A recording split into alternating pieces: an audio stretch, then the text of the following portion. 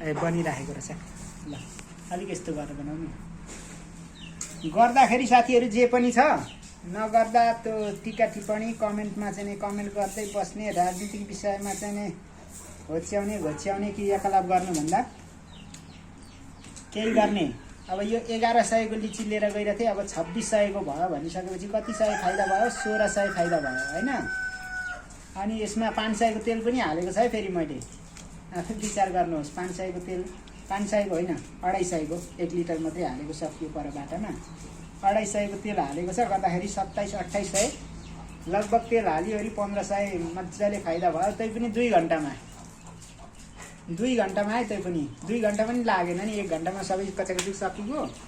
त्यस कारणले जे पनि युवाहरूले गर्ने, बाख्रा पाठा छन्माउने पनि गर्ने, व्यापार पनि गर्ने, खेती किसान पनि गर्ने होइन, व्यापकसँगले ल बेरोजगार भन्दै चाहिँ नबस्ने है, गर्नु पर्यो। त्यस पछाडि छ रोजगार गर्दाखेरि।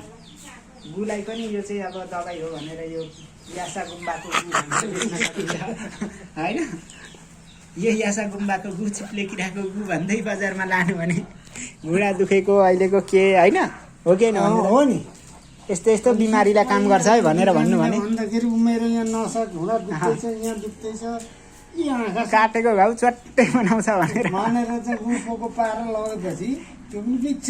सिलप्याक गरेर मजाले यो चाहिँ सेन्ट एकदम त्यो यासा गुम्बाको गु भन्ने नि, अथवा चिप्लेकिराको गु भन्ने होइन, सकिन्छ साथीहरू। ल